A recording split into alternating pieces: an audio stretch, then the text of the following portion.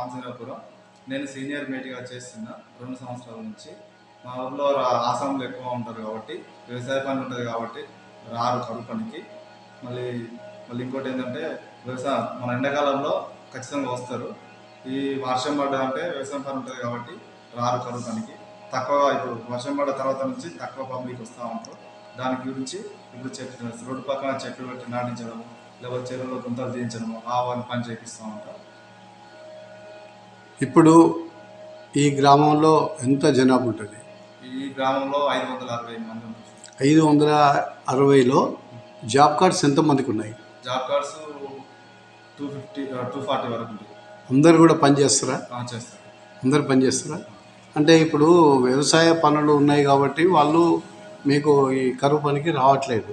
అంటే ఈ వ్యవసాయం పనులు కాక గట్ల పంటి కానీ రోడ్ల పంటి కానీ చెట్లు పెడుతున్నారా? పెడుతున్నారు.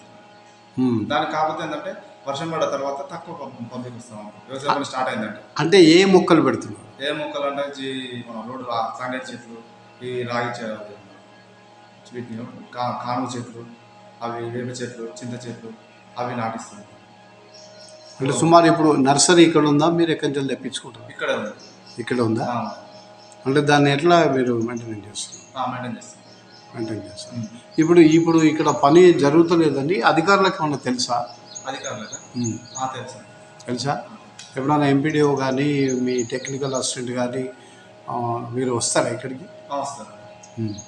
మీ ఏపీఓ ఎవరు ఇక్కడ? తెలియదా? పేరు తెలియదు. టెక్నికల్ అసిస్టెంట్ ఏం పేరు? వెంకటేష్. ఎప్పటికి వస్తాడు ఆయన? అంటే ఇప్పుడు రాడు, ఎందుకంటే వర్క్ జరుగుతుంది కూడా రాడా? వస్తాడు. వర్క్ జరుగుతున్నప్పుడు అప్పుడు వచ్చుకుంటాం. ఇప్పుడు మీరు సుమారు ఈ రోడ్డు పనులకి దాని పని ఎంతమందిని ఉపయోగించుకుంటారు మీరు? ఒక 20-30 మందిని ఉపయోగించుకుంటాం. అందరికి కూడా పని కల్పిస్తున్నారు మిగతా వాళ్ళకైతే? కల్పిస్తున్నారు. ఎంత పడుతుంది వాళ్ళకి రోజుకి? రోజుకు 230 నుంచి 300 వరకు పడుతుంది. మొన్న ప్రభుత్వం పెంచినటువంటి వేతనం అమల్లోకి వచ్చిందా మీ దగ్గర? ఫస్ట్ డబ్బులు తీసుకున్నారు ఎవరైనా? ఫస్ట్ డబ్బులు అంటే అకౌంట్లో పడ్డాయండి.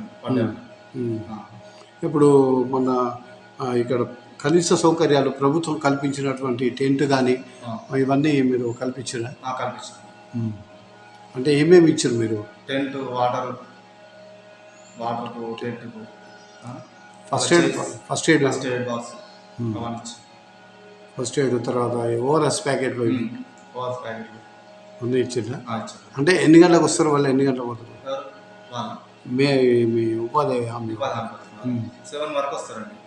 12 వరకు 11:30, 12 వరకు. అంటే వాళ్ళ పేమెంట్ రెగ్యులర్ పడుతుందా? పడుతుంది.